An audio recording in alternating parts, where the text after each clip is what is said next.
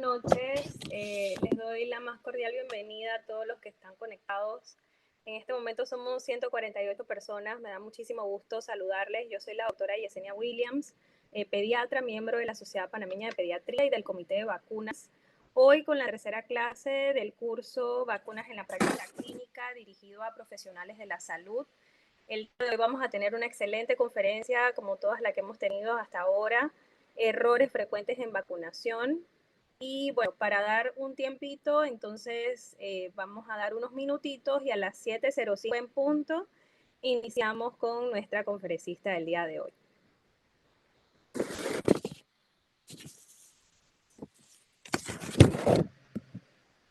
Algunos mensajes previos importantes. Recuerden que todos los martes se están presentando las conferencias en vivo.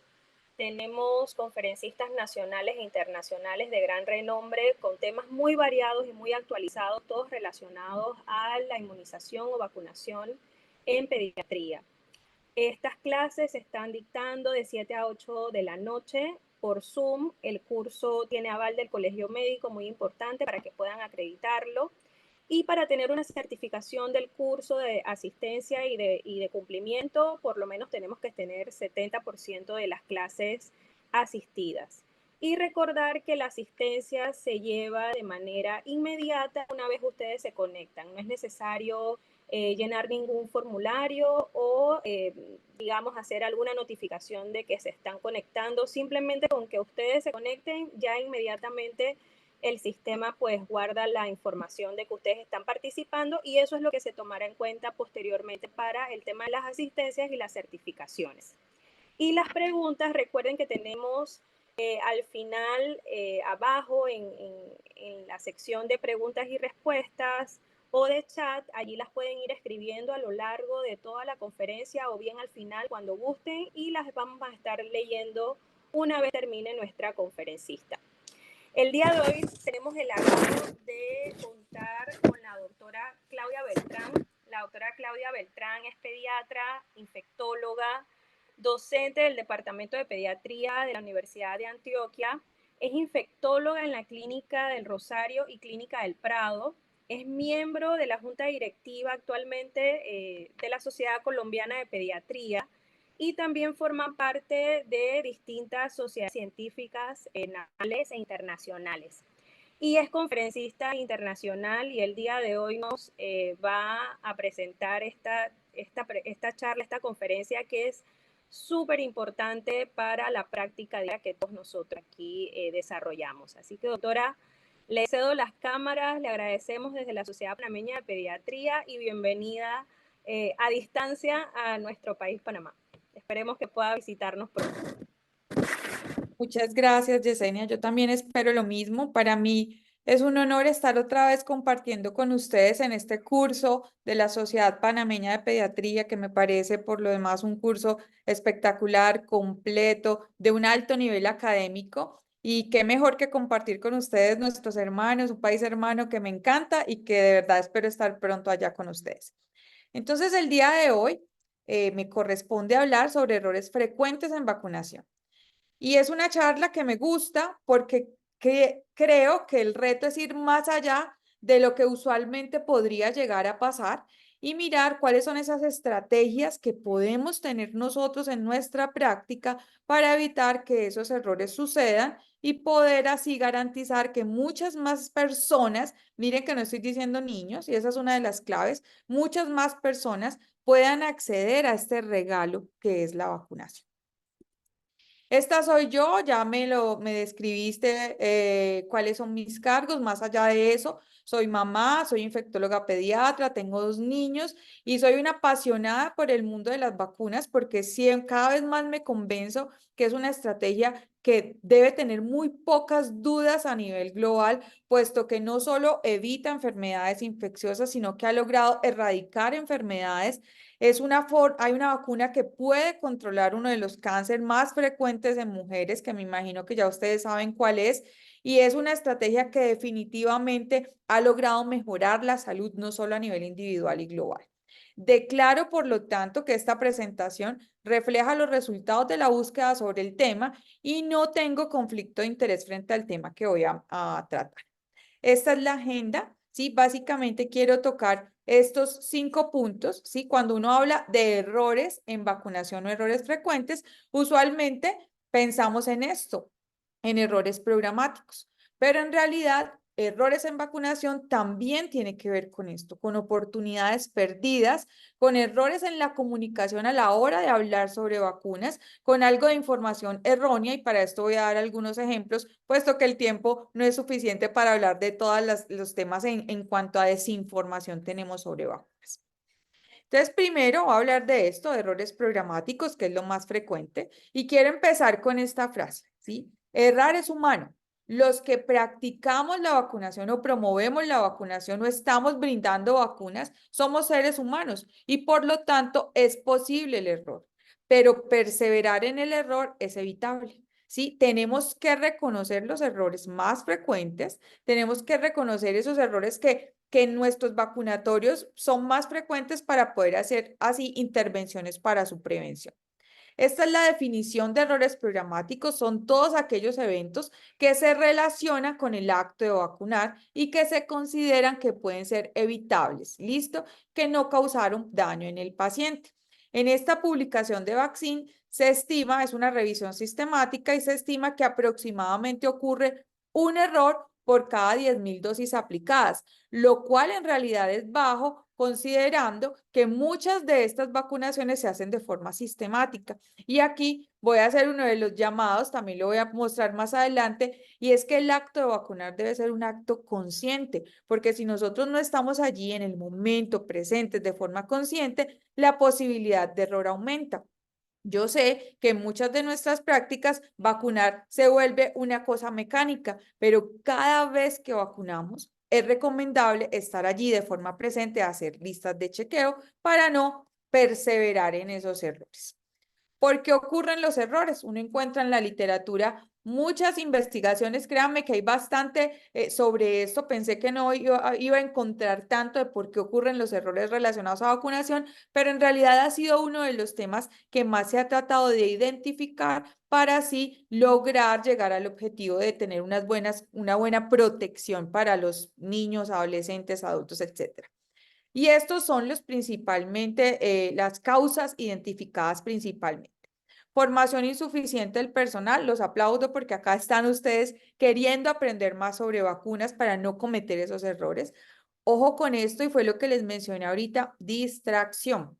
El acto de vacunar no se puede volver mecánico. Cada vez que tenemos un paciente es una historia diferente, antecedentes diferentes, posibilidades de alergias, de contraindicaciones reales, etcétera, y por lo tanto tenemos que estar allí presentes. Porque hay cambios en las recomendaciones de inmunización y por eso es importante hacer la actualización, porque resulta que cambia la recomendación, el tipo de vacuna, el esquema, la edad, etcétera, y también por esto pueden ocurrir los errores porque hay falta de protocolos estandarizados en los centros de vacunación, porque se identifica erróneamente al paciente, que esto también ocurre con los medicamentos, porque se usan abreviaturas no estándar, ¿sí? O propensas a errores, o porque hay productos que fácilmente se identifican erróneamente, ¿sí? O, por ejemplo, la dosificación en pediatría es diferente a la de adultos y fácilmente se pueden confundir los empaques a la hora de aplicarlos. Según la Asociación Española de Pediatría, los errores más frecuentes y por qué es importante identificarlos, esto es pues a nivel de sus propios estudios y nosotros en cada uno de nuestros centros tenemos que identificar y registrar cuáles son los errores más frecuentes para poder así priorizar las estrategias de prevención.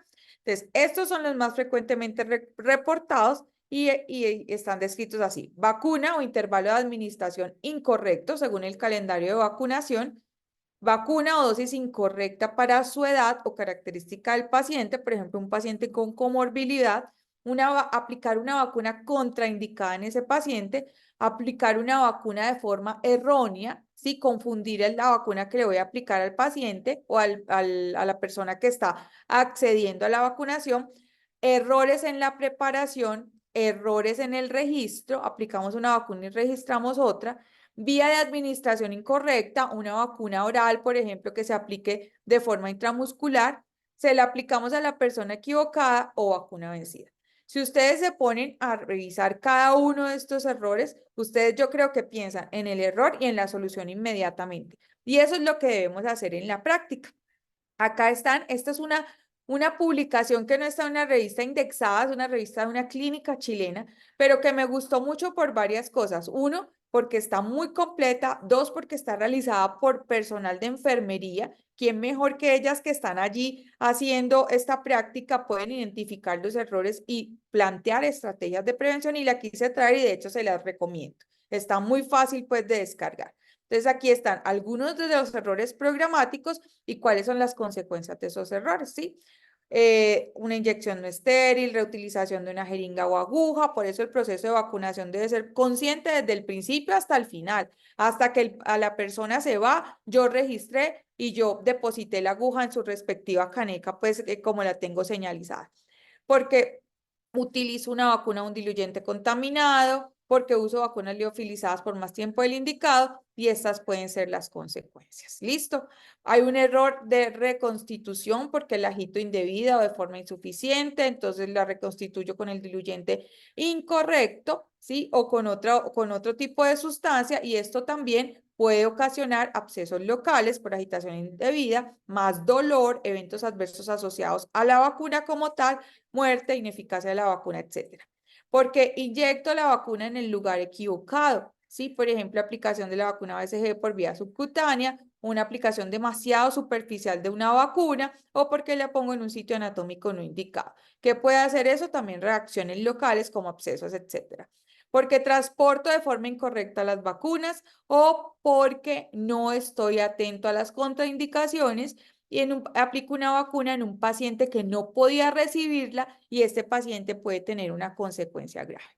Y aquí está lo que les decía que para mí es más importante luego identificar el error y es cómo actuar, ¿sí? ¿Cómo hago para prevenir que yo le aplique la persona a otra persona que no es? Pues confirme la identidad de la persona a vacunar y esto tiene que ir a través de unas listas de chequeo, ¿sí? Debe haber no solamente la forma verbal, sino también mirar la identificación, el carnet, ¿sí? Siempre debemos revisar el carnet para confirmar que la persona no ha sido vacunada previamente o verificar pues en el registro en línea, ¿sí? Debo mirar que no existan contraindicaciones, debo revisar que no existan contraindicaciones para administrar esa vacuna, debo chequear, ellos lo llaman los 6 correctos, esto es muy usado en temas de medicamentos en los pacientes, por ejemplo, y es saber que el paciente sea el correcto, la edad correcta, la vacuna, la dosis correcta, la vía correcta y el registro correcto.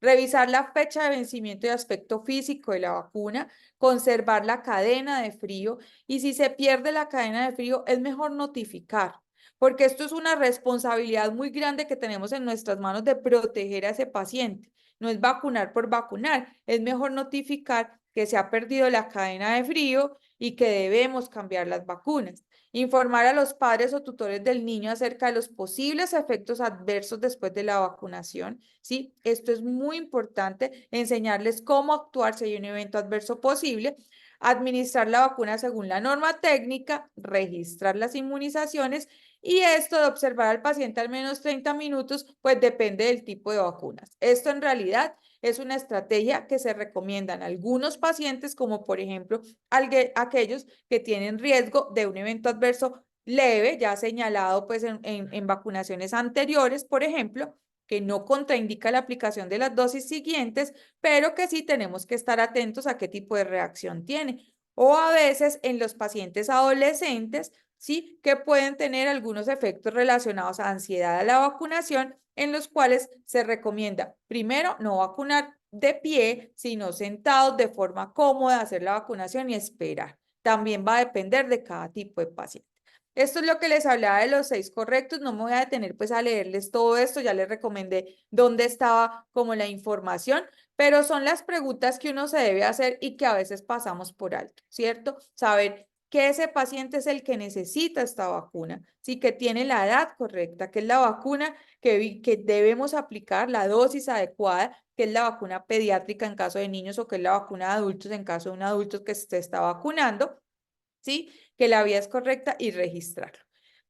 Esta es una lista de chequeo. Este es otro artículo que también me pareció muy interesante en el cual elaboran, el objetivo de este artículo era elaborar una lista de chequeo a partir de una estrategia multimodal. Y les señalo esto porque parece ser lo más obvio, pero a veces lo más obvio es en lo que más fallamos, ¿sí? Miren esta lista de chequeo tan bonita que empieza, ¿sí? Cuando vamos a preparar y administrar la vacuna, dice, estoy enfocado, tengo una atmósfera de calma y con el teléfono apagado o no me está distrayendo. Sí, esas escenas en las cuales estoy aquí con el celular y al mismo tiempo vacunado, eso no podría pasar. Yo sé que probablemente los que estén acá escuchando no son este tipo de personas vacunadoras, pero se ve. Se ve. No tengo pruebas, pero tampoco dudas. Uno lo puede ver en algunas personas que no están como enfocados en el momento en el cual tienen que aplicar esta dosis de prevención. Es que la medicina o lo que ustedes están haciendo, esa medicina silenciosa detrás de aplicar una vacuna a un paciente, tiene un efecto del que a veces no somos conscientes. Esa persona a la cual yo le estoy administrando una vacuna, le estoy previniendo de que se enferme, de que se complique, de que se pueda morir de esa enfermedad. Quizás no nos vamos a dar cuenta nunca porque lo estamos previniendo, pero es un acto que es realmente de mucha responsabilidad y es un acto que de verdad debe ser valorado cada vez que se hace. Acá hay algunas otras preguntas de esta lista de chequeo, ¿sí? Antes de administrar la vacuna, que haya un registro, que tenga en su registro médico, en el carnet de vacunas, etcétera, ¿sí? Que no tenga contraindicaciones el paciente, y eso pues ya lo he mencionado varias veces, que no sea alérgico. A veces los padres, no esperemos que las personas lleguen acá con un cartel que diga, soy alérgico a esto. No, hay que preguntarlo, porque muchas veces después de que ocurre el evento, ahí sí los cuidadores o la misma persona dice, ah, sí, yo me acuerdo que yo era alérgico a tal componente de la vacuna, y bueno, etcétera. Entonces es mejor anticiparse. ¿Listo? Aquí hay otro tipo de preguntas en esta lista de chequeo que cada uno adapta a sus condiciones, a sus necesidades y a sus errores más frecuentes. Y recordar que dentro de los efectos adversos relacionados con la vacunación definidos por la Organización Mundial de la Salud, las reacciones causadas por un error de vacunación también se registran, ¿sí? Hay algunos eventos adversos que tienen que ver con el contenido de la vacuna, con un defecto de calidad de la vacuna, una reacción de ansiedad, como puede ocurrir en los adolescentes, o un evento coincidente con la vacunación. Pero también la reacción causada por un error de vacunación, porque hubo una manipulación inadecuada, una prescripción anómala de la vacuna, etcétera, ¿sí? Esto también debe ser reportado. ¿Y por qué reportamos? Se los he dicho y se los voy a seguir diciendo, ¿sí? ¿Por qué reportamos? Porque si nosotros no identificamos los errores, no podemos ejecutar acciones para prevenirlos. Entonces, la cultura del reporte es una cultura segura, porque eso permite que podamos ejecutar acciones posteriores para que nuestra atención sea cada vez de mayor calidad. Ahora voy a hablar de algo que es información errónea. Sí, en errores frecuentes en vacunación, ¿por qué hablar de información errónea? Porque a veces tenemos, y eso también lo tenemos que identificar, alguna información respecto a la vacunación que en realidad es más mito que certeza, o es parte de una tradición oral errónea, ¿sí? Y dentro de esto están las contraindicaciones que terminan siendo oportunidades perdidas en vacunación. Contraindicaciones falsas respecto a la vacunación. Y aquí yo quiero también como detenerme en algo. Básicamente, las contraindicaciones permanentes a una vacuna es que usted haya hecho una anafilaxia a un componente vacunal, ¿sí? Se describe que en la pertusis de células enteras haga una encefalopatía sin causa 7 días después, rotavirus en pacientes con inmunodeficiencia combinada severa o con antecedente de intususcepción. Hay otras que se llaman precauciones, y es cuando usted ha tenido un evento relacionado a la vacuna, pero no ha sido un evento grave, ¿sí? Y usted puede aplicar la vacuna, seguir con la vacunación, pero con precaución, observando, o quizás si el paciente hizo algo, no una anafilaxia, pero una reacción alérgica, la próxima vacuna no se la va a poner en el centro de salud más lejano de un centro hospitalario, sino que se la va a poner cerca a un centro hospitalario o incluso en un centro hospitalario, ¿sí? Pacientes que tengan historia de trombocitopenia o PTI asociada a la vacuna de triple viral, por ejemplo, enfermedad gastrointestinal crónica, etcétera, son precauciones más no contraindicaciones. Hay unas contraindicaciones transitorias, por ejemplo, yo no puedo aplicar vacunas vivas en una mujer embarazada, ¿sí? Eso también lo tengo que conocer, pero son transitorias. Por ejemplo, aplicar la vacuna de BCG en un hijo de una mamá con VIH hasta no descartar que tenga VIH el bebé, ¿cierto? Son transitorias y esa transitoriedad debe ser evaluada cada vez que tengo contacto con ese niño y se la debo informar a los papás, ¿sí? La aplicación de inmunoglobulina en un paciente, por ejemplo, para enfermedad de Kawasaki, que debo esperar 9 meses mínimo para poder aplicar la vacuna de CRP. No le puedo decir solo al papá, no se aplique la vacuna de CRP, sino se puede aplicar la vacuna después de 9 meses y debo explicar por qué. ¿Listo? Y hay unas falsas contraindicaciones, fiebre de bajo grado, gripa, otitis, diarrea leve, alergias a antibióticos, lactancia, prematuridad, o si se va a aplicar la prueba de tuberculina con SRP porque puede hacer una alergia. ¿Qué pasa con estas falsas contraindicaciones? Si yo soy una mamá que tengo mi pediatra me vacuna, mi hijito tiene una gripita, ¿sí? Y quiero esperar porque sé que mañana puedo llevarlo, pasado mañana o en una semana lo puedo llevar, listo, podemos negociar y esperar. Pero a veces son mamás que hacen un esfuerzo, papás o cuidadores o adultos, que hacen un esfuerzo sobrehumano para poder asistir a un centro de vacunación, tienen la intención de hacerlo y lo vemos medio mocoso. Yo no sé si en Panamá también, pero a los niños se les dice mocosos porque mantienen con mocos, ¿cierto? Lo vemos medio mocoso y le volvemos y le decimos, no se puede vacunar porque tiene gripa. Ese paciente, la probabilidad de que vuelva a vacunarse a tiempo es muy baja. Entonces tenemos que identificar eso y tomar decisiones frente a eso. Porque es que se recomienda que si puede esperar, espere, porque si el niño sigue con fiebre por el virus, después no sabemos si fue por la vacuna o por qué fue, y pueden tener eventos que coinciden con la vacunación, pero relacionados a otra cosa. Pero si el paciente no tiene un acceso fácil al sistema de salud, es mejor vacunarlo y evitar esa oportunidad perdida. Estas son otro tema frente a las prácticas generales de vacunación que puede haber una información errónea a la hora de vacunar y que puede llevar a errores y oportunidades perdidas en vacunación, y es el tema de la administración simultánea y de los intervalos mínimos. Si yo aplico, que digo, no puedo aplicar estas vacunas juntas porque X o Y razón y puedo estar equivocado. Esto es como las prácticas generales, ¿sí? 2 vacunas inactivadas pueden administrarse simultáneamente o en cualquier intervalo entre las dosis. La mayoría de nuestras vacunas caen aquí, ¿sí? Puedo administrarlas hoy simultáneamente o puedo aplicar una hoy y una mañana sin problema. Las únicas que tienen que alguna precaución para la aplicación son las vivas cuando las voy a aplicar juntas. ¿Listo? Si yo voy a aplicar 2 vacunas vivas atenuadas, esas sí las tengo que aplicar juntas porque después no puedo aplicar una hoy y mañana la otra, ¿sí? Las vivas atenuadas. De resto, puedo aplicarlas de forma simultánea o no hay necesidad de respetar unos intervalos mínimos. ¿Listo? Estos son algunos de las oportunidades perdidas en vacunación que se debe a esa información errónea frente a este tipo de prácticas, ¿sí? Y en esta también es muy importante, traje como lo más frecuente, al menos pues en lo que yo veo en la práctica, en cuanto a la administración simultánea de varias vacunas.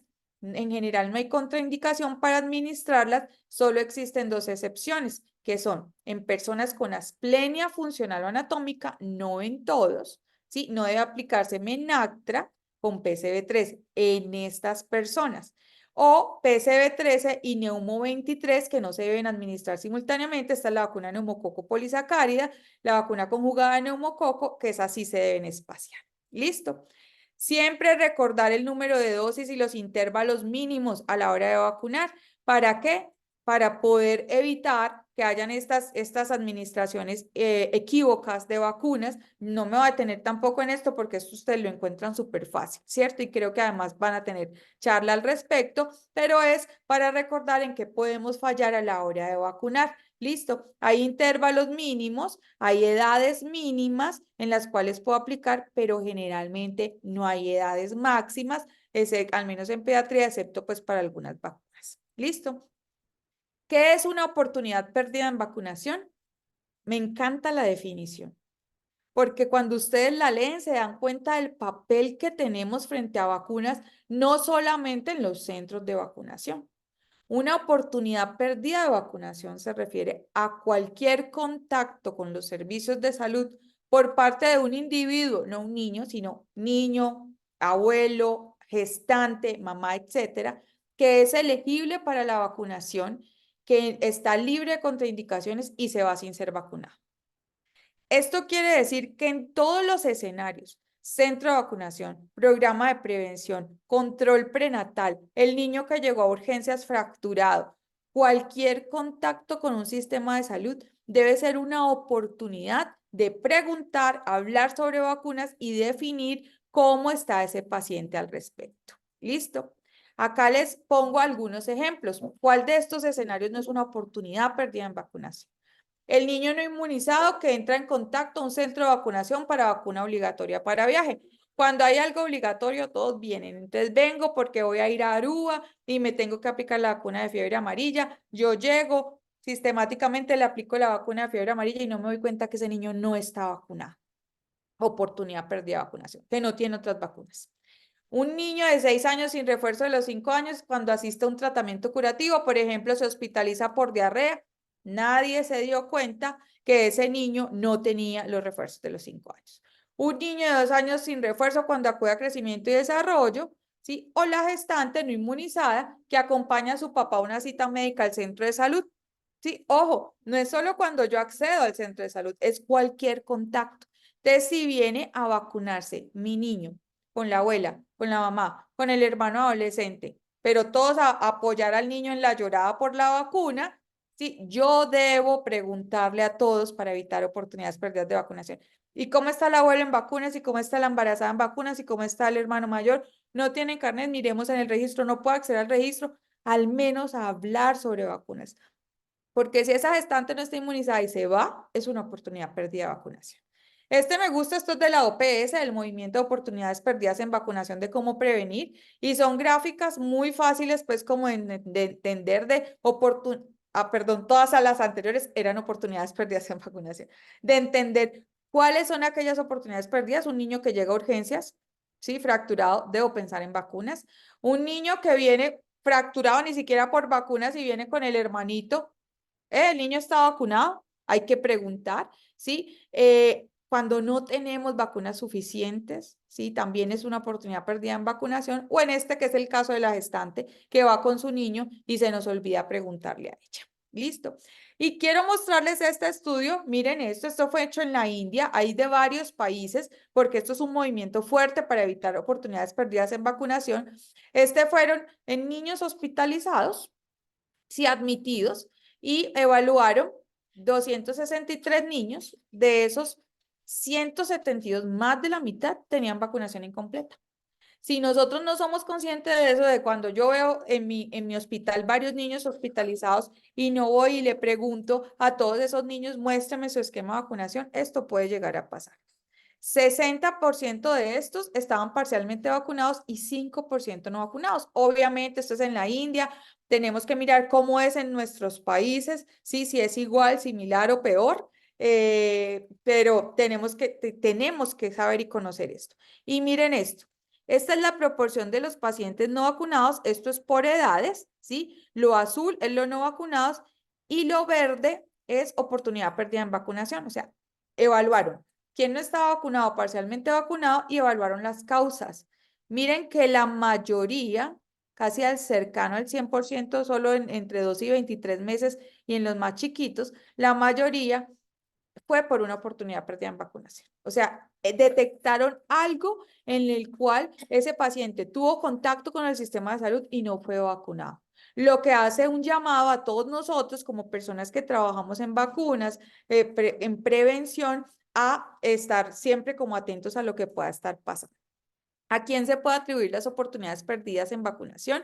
La Organización Mundial de la Salud la clasifica así, atribuible al sistema de salud, a los conocimientos, actitudes y o decisiones de los pacientes, de los cuidadores, etcétera, o atribuible a los conocimientos y actitudes del personal sanitario.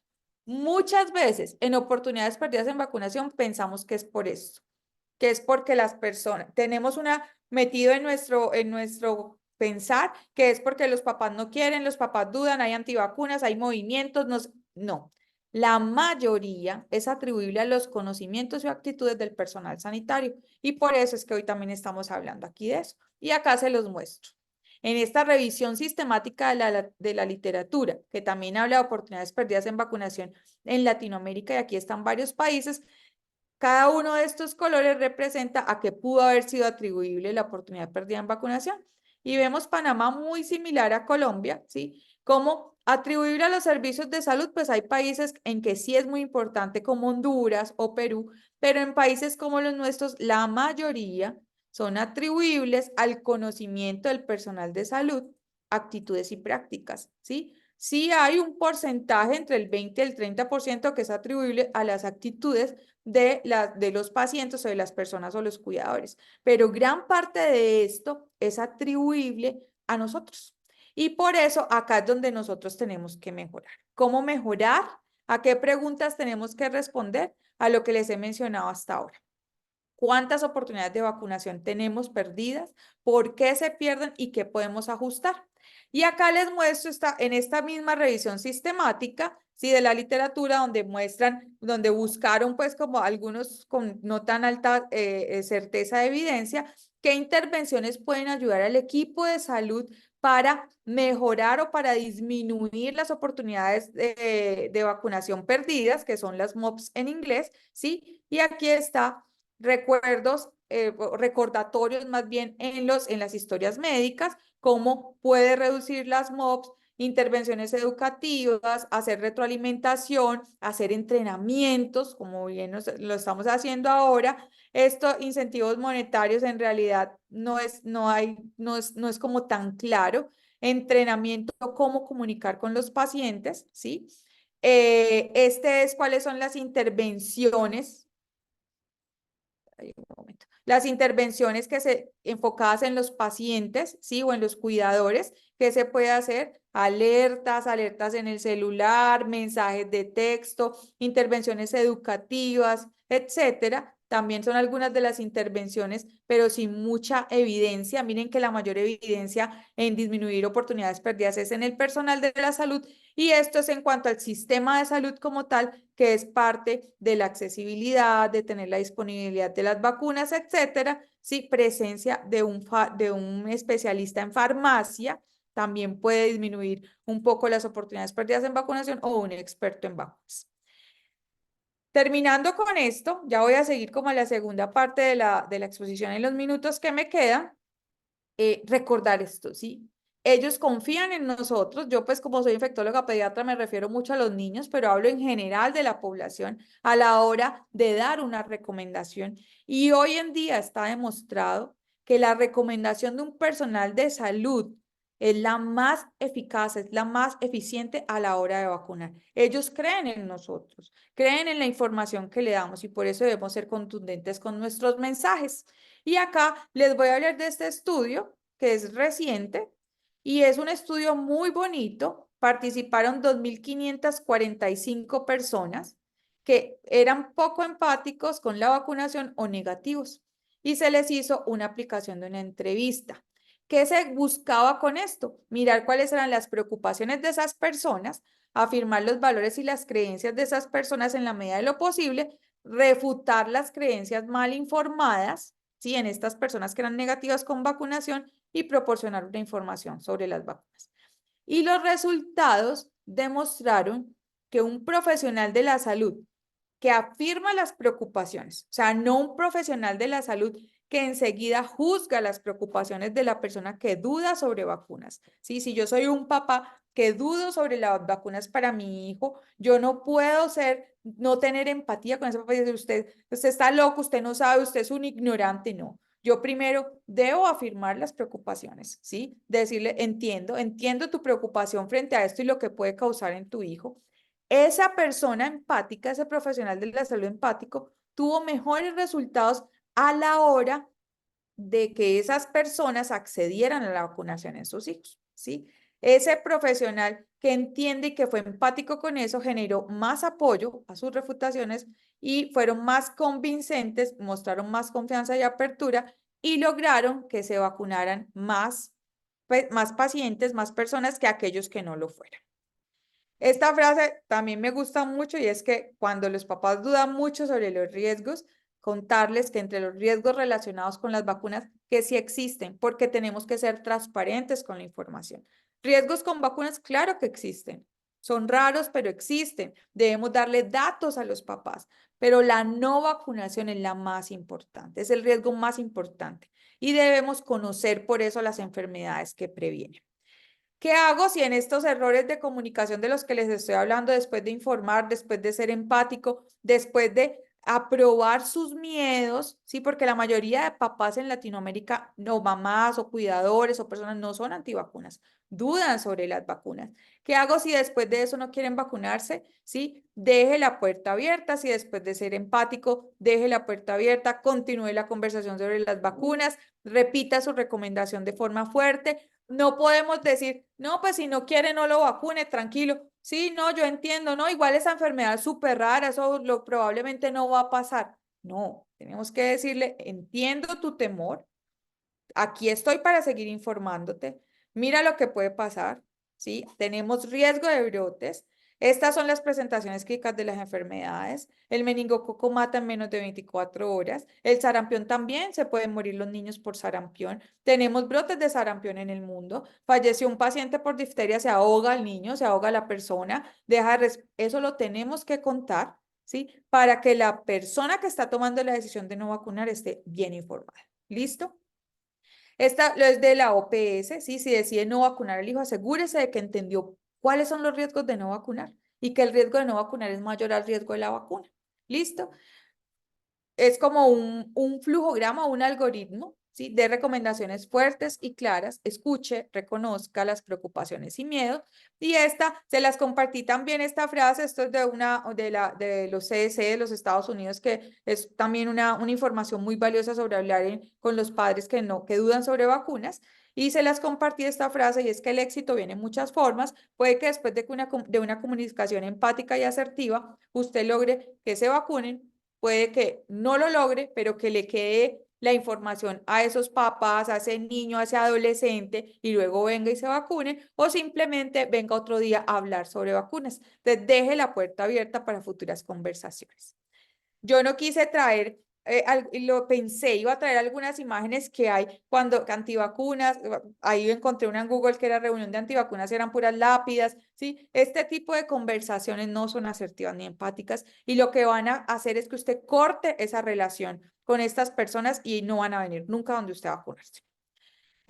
Hay muchas herramientas, orientaciones para hablar sobre comunicación, sobre vacunación segura, ¿sí? Recuerde siempre, siempre evaluar la percepción del riesgo en la decisión de vacunar, mayor el nivel de riesgo relacionado con la enfermedad versus los eventos adversos y lo que puede pasar. Y estos son 6 principios para construir la confianza en vacunas, ¿sí? Primero, demuestre que usted tiene conocimientos, ¿sí? Demuestre que usted sabe de lo que está hablando, incluso que sabe de los eventos adversos y por eso hay que conocer los eventos adversos. Sea objetivo, demuestre que usted no tiene conflictos de interés relacionados con la industria farmacéutica. Sea transparente, sea honesto. Si no puede decir, no, no va a pasar nada, no, puede pasar, pero es inusual. Considere todas las opiniones, ¿sí? No, lo que les decía ahorita, en el momento en el cual, no, es que todavía tengo una duda. ¿Qué más dudas querés que te resuelva? No, hay que ser inclusive, incluso si está la abuela, el abuelo, el papá, la mamá, le contestamos a la mamá, miramos a la mamá y la abuela acá levantando la mano y la ignoramos, esa abuela puede ser un apoyo para la vacunación. Entonces, tenemos también que involucrarla en las preguntas. Sea coherente siempre con sus mensajes y sea empático. El diálogo en empatía es bidireccional. Empático no es yo me siento aquí a hablar, hablar, hablar como me toca hoy con ustedes, pero ahorita me imagino que haremos las preguntas, sino que el diálogo siempre debe ser bidireccional. Y recordar que cuando yo me vacuno es un acto individual, me protejo, pero además es un acto colectivo, porque cuando yo me vacuno, protejo a aquel que no puede acceder a las vacunas por una inmunosupresión, por otras cosas, etcétera, ¿sí? Porque lo protejo a través de la inmunización colectiva. Esto no es un dato menor, es muy importante. A veces los papás no vacunan y dicen una vacuna hoy, otra mañana, otra pasada mañana, porque les da miedo, que les duela, porque son muchas inyecciones, etcétera. Y estas cosas que son tan simples, que para mí son las más bonitas, las tenemos que tener presentes, ¿cierto? Esto también es del documento de la OPS que les mostré, el dolor puede convertirse en una oportunidad perdida de vacunación. El dolor que le generó al niño en el momento de vacunarlo, sí, que después la mamá lo piensa 300 veces si traerlo, o esa necesidad de tener que poner vacunas en momentos diferentes que hace que disminuya de pronto la oportunidad de vacunarlo. Hay muchas estrategias que incluso tienen evidencia científica, ¿sí? Primero hay que estar calmado, hay que estar atento, hay que permitir la colaboración del niño y de los papás. Use un lenguaje neutral. Uno dice, ya voy a ponerte la vacuna, no, aquí viene la aguja, pues, o sea, este tipo de lenguaje también es importante, hay que evitar frases que puedan generar ansiedad o desconfianza, ¿sí? Uno no le puede decir a un niño, y hoy en día más, esto no te va a doler, el niño sabe que le va a doler. Uno le tiene que decir, vas a sentir un pequeño dolor, pero te va a pasar rápidamente, te vamos a ayudar para que no te duela después, etcétera, ¿sí? No hacer aspiración en el caso de las intramusculares y siempre se deben poner las vacunas en orden de incremento del dolor asociado a la vacuna y no poner la más dolorosa primero porque perdemos la oportunidad de las otras. Y de ser posible, respetar la privacidad y evitar escenarios grupales. Y hay otras estrategias que están claramente demostradas en la evidencia, como la contención, el abrazo, soluciones azucaradas, la distracción o técnicas de respiración. ¿Listo? Como conclusiones, debemos fomentar la vacunación como una estrategia de salud individual y global, ser contundentes, empáticos, aclarar dudas, siempre educar, siempre estar abiertos a la educación y, ojo, debemos reconocer los errores para poder así ejecutar planes de prevención. Muchas gracias.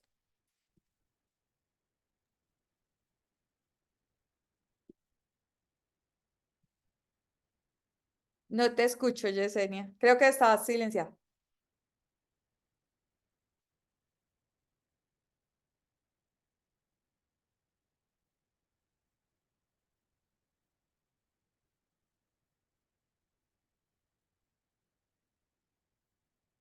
¿Escucha?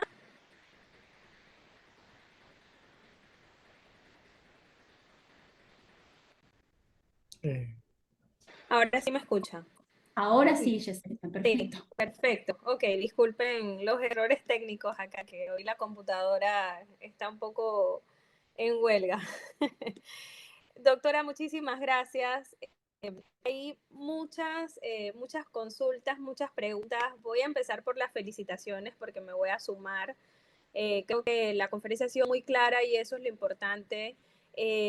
Creo que tratando de agrupar las preguntas para hacerlo un poquito más dinámico, hay algunos temas que son los que más se han consultado. Principalmente, y voy a empezar por allí, las contraindicaciones, creo que es una oportunidad para reforzarlo. Aquí en varias preguntas puedo agrupar contracciones relacionadas a fiebre alta antes de colocarse la vacuna, tratamientos como antibióticos, si eso lo contraindica, solo reforzando lo que usted acaba de explicar, que esto no contraindica la vacunación, pero que sí hay que tener una comunicación activa con los padres. No sé si quiere agregar algo, porque la fiebre creo que siempre es como una preocupación no solamente en los padres, sino también en el que administra la vacuna. Sí, tal cual como lo acabas de decir, y sí, también me parece importante reforzar el concepto. Obviamente, o sea, uno ahí sí que tiene que entender. si yo llevo a mi hijo con fiebre, o más bien yo no llevo a mi hijo con fiebre a vacunar, ¿cierto? Porque yo no quiero, claro, tenemos la idea como que las vacunas pueden darle malestar y no quiero ocasionarle mayor malestar que el que ya tiene, ¿cierto? Pero no es una contraindicación.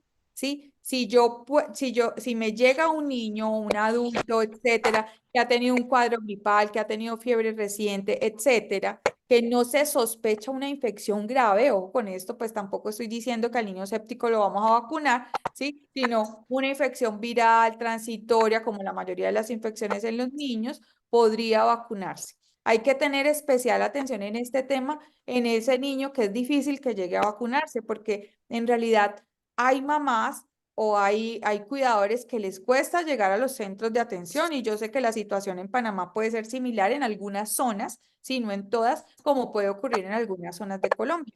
Entonces ahí el paciente que acabó de terminar un tratamiento antibiótico, por ejemplo, hospitalizado, de una vez que se vaya con sus vacunas. El paciente si está bajo un tratamiento médico, pero está bien, puede aplicarle las vacunas. Antecedentes de alergias a otros medicamentos puedo aplicarle las vacunas, ¿sí? La única contraindicación es anafilaxia al componente vacunal como tal. ¿Listo? De resto, puedo aplicarle las vacunas. Creo que es una decisión individualizada, concertada, ¿sí? Con los padres. Tampoco es pues que va a coger al niño a la fuerza y así usted no quiera, no, hay que concertarlo y hacerlo. Listo, doctora. Muchas dudas acerca de vacunas que se pueden aplicar la persona que hace la consulta. Si se cree viable con 4 vacunas en su apreciación, si esto puede tomarse en cuenta.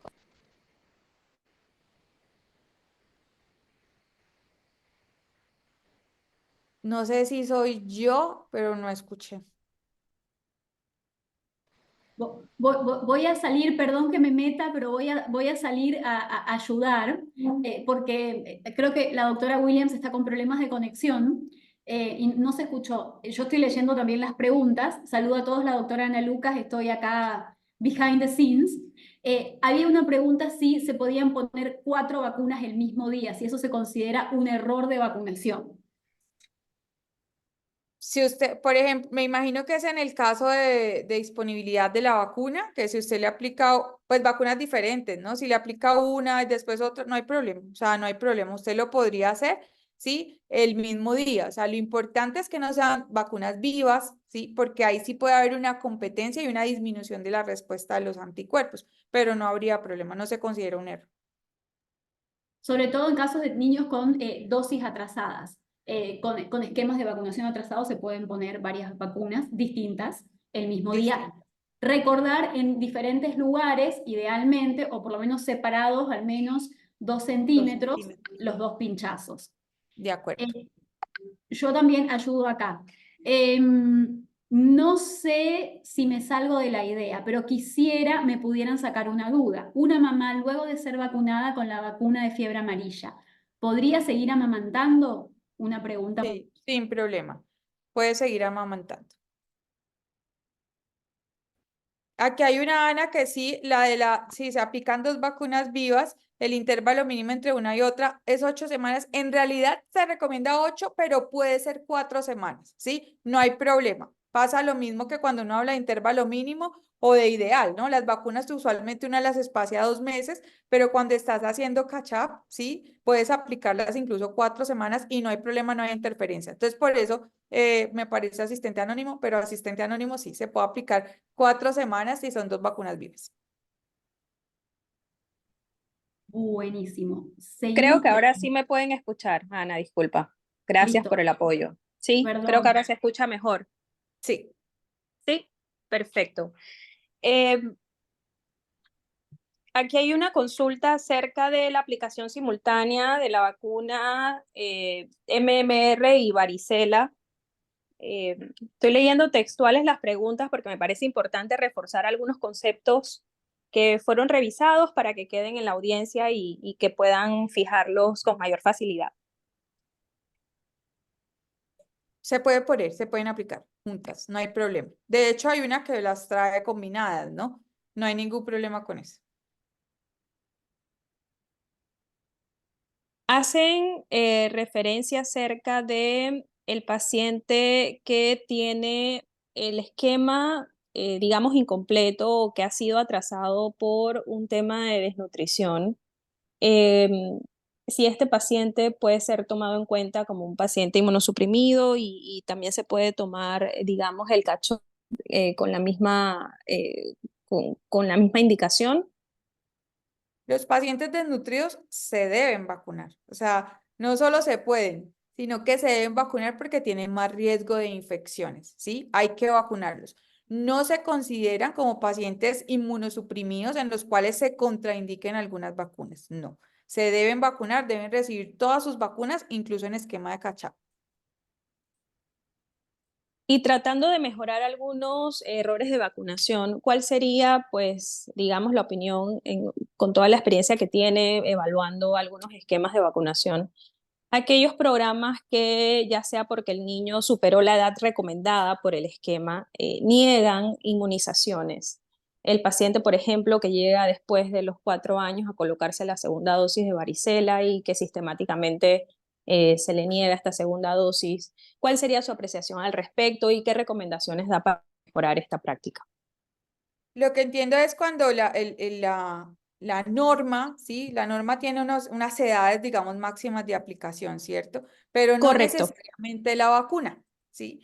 Lastimosamente, y me imagino, ustedes me corrigen, pero pasa aquí en Colombia, salirse del esquema del programa ampliado de inmunizaciones es un poco difícil porque incluso no permite su registro, ¿no? En el sistema de registros del PAI. Por lo tanto, a lo que tenemos que optar es hacer vacunación en el esquema privado en este tipo de pacientes o según no sé, ustedes ahí me pueden ayudar más cómo sería pues en el tema de Panamá. Acá hay un sistema en el cual uno llena una serie de autorizaciones para poder que se salga del esquema recomendado por el PAI, pero puede ser demorado. Entonces, en mi práctica, lo que yo hago es explicarles a los papás, o sea, les digo, vea, hay unas edades para aplicación que obedecen a una normativa más por temas de coberturas vacunales a ciertas edades, etcétera, pero su niño todavía puede recibir esta vacuna porque está dentro del intervalo de edad, o sea, en la cual puede recibir. Hay dos opciones, podemos hacer todo este trámite, quizás cuando le autoricen ya no tiene la edad, o lo podemos hacer en este momento en el esquema privado y hay que hablar también de eso con los papás. La mayoría de papás acceden a hacerlo. Muchas gracias, doctora. Sí, básicamente es así, inclusive lo que usted explica relacionado al ingreso de los datos en el sistema, ya cuando supera la edad, de hecho no permite que se ingresen. Allí pues también sería buscar una alternativa a nivel local para mejorar ese hallazgo, porque realmente sí es algo que se debe reforzar y mejorar. De Así que acuerdo. nos queda también como una tarea de evaluar constantemente cómo se realiza el proceso de vacunación y mejorar aquellas cosas que son debilidades y que son a la vez oportunidades de mejora. De acuerdo. Bueno, sabemos que en nuestros países las comunidades indígenas o las áreas, digamos, con algunas limitantes o que tienen algunas actividades o tienen algo muy propio de su cultura, tratan siempre de evitar la vacunación, ya sea por un tema religioso, cultural, familiar, ya sea por rodearse de desinformación de algún tipo. ¿Cuál estrategia usted considera en estos grupos que realmente no rechazan la vacunación, pero es algo con lo que han crecido y que se ha pasado de generación en generación? ¿Cuál sería la mejor estrategia para no ir en contra de lo que ellos pues han conocido toda la vida, pero sí reforzando educación? ¿Cuál usted cree que sería la mejor estrategia? Hay una estrategia que incluso se aplicó aquí en Colombia con vacunación COVID en algunas poblaciones dispersas, principalmente poblaciones indígenas, y es que usted tiene que identificar en la población la persona en la cual ellos confían en términos de salud. El taita, bueno, la persona que se encarga de todo, en casi todas las comunidades existe esa persona, ¿cierto? Y a través de esa persona usted puede establecer un vínculo de confianza. sin cuestionar lo que ellos usualmente hacen frente a la prevención de enfermedades inmunoprevenibles, ¿sí? Sino convencerlo de que esto es un trabajo en equipo. Y a través de esa persona es que uno puede llegar a toda la comunidad. Esa estrategia funcionó muy bien acá en Colombia, ha funcionado en algunos momentos y creo que es como la más exitosa de todas, porque a veces entrar, lo que tú dices, hay temas culturales que nosotros somos extraños para ellos y somos personas que no generamos suficiente confianza y por lo tanto hay que buscar la forma de llegar de una manera más asertiva con ellos.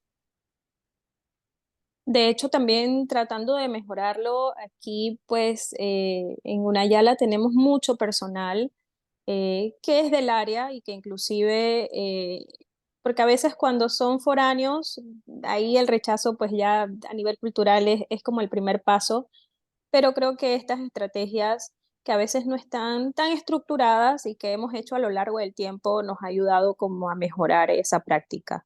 Pero sí toca pues reforzar educación, acompañamiento sobre todo, porque a veces se llega, se da la recomendación o se aplica la vacuna, pero se retira el grupo y no hay un acompañamiento y también puede percibirse como un abandono, ¿no? De lo que ocurre después de, así que creo que reforzarlo antes, durante y después es importante. Em, Aquí, disculpen realmente si en el momento en que estuve fuera, solamente para confirmar, doctora, porque hacen otra pregunta relacionada al riesgo de aplicar la vacuna BCG en un recién nacido cuya madre no ha sido confirmado el diagnóstico de VIH. Bueno, el riesgo de aplicar una vacuna de BCG, ¿sí? A un niño que no sabemos si es VIH o no, es que es una vacuna viva que puede causar enfermedad por micobacterias, ¿cierto? Entonces, hasta no descartar que el niño no tenga VIH, no se puede aplicar. ¿Sí? Usualmente, en los algoritmos actuales de diagnóstico de VIH, uno a los 12 meses ya sabe, con el seguimiento pues, de cargas virales, ya sabe si ese paciente tiene o no VIH y se puede aplicar de forma tardía BCG sin ningún problema en las áreas donde tuberculosis es un problema para nosotros. Excelente, doctora. Bueno, nos quedan 2 minutitos.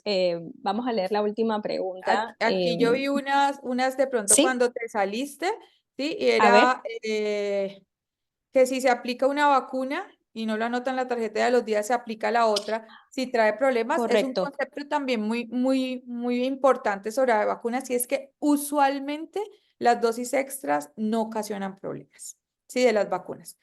Por eso es que cuando no, que eso no lo traje hoy, pero que es importante cuando uno hace catch-up, cuando yo no tengo evidencia que un niño está inmunizado, en el caso, por ejemplo, de los migrantes que vienen sin nada, sin ninguna tarjeta de inmunización, sin ningún carnet, no tengo oportunidad, y los papás nos aseguran que le aplicaron esquema de vacunación, pero si yo no tengo la evidencia, ese niño, la recomendación es considerarlo no inmunizado y le debo aplicar todo el esquema como si no lo tuviera. Sí, esa es la recomendación actual a nivel global, porque las extra dosis de vacunas generalmente no son un problema para el niño. Entonces, esto es recomendable para poder garantizar una adecuada protección a ese niño. Aquí consultan, la Asociación Española de Pediatría contraindica la vacuna de fiebre amarilla en las madres que están lactando. ¿Cuál sería la diferencia con respecto a nuestra región? No hay diferencias, digamos que lo que uno tiene que hacer es evaluar el riesgo, ¿cierto? Actualmente, por ejemplo, en Colombia, en la Amazonía, tenemos algunos pacientes con fiebre amarilla, incluso una muerte por fiebre amarilla. Uno tiene que evaluar el riesgo para poder definir lo que va a hacer al respecto con el paciente, ¿cierto? Depende mucho de eso, depende mucho de qué posibilidades tiene de esperar o no esperar en ese paciente que está frente a un riesgo de una enfermedad que podría ser mortal. Entonces, es como una consideración de riesgo-beneficio. Doctora, muchísimas gracias, respetando el tiempo que tenemos pactado para esta reunión. Pido disculpas nuevamente por los problemitas técnicos y bueno, aquí está todo el equipo apoyando de parte de la Sociedad Panameña de Pediatría y de todos los que estamos conectados ahorita mismo, que somos 260 personas. Le queremos dar las gracias a la doctora Claudia Beltrán, que nos visita a distancia desde Colombia y que pues esperamos tenerla en nuestro país prontito para poder entonces seguir conversando acerca de este tema tan importante y tan relevante para todos nosotros que estamos trabajando en salud. Muchas gracias a ustedes de nuevo por la invitación y quedamos súper atentos. Gracias.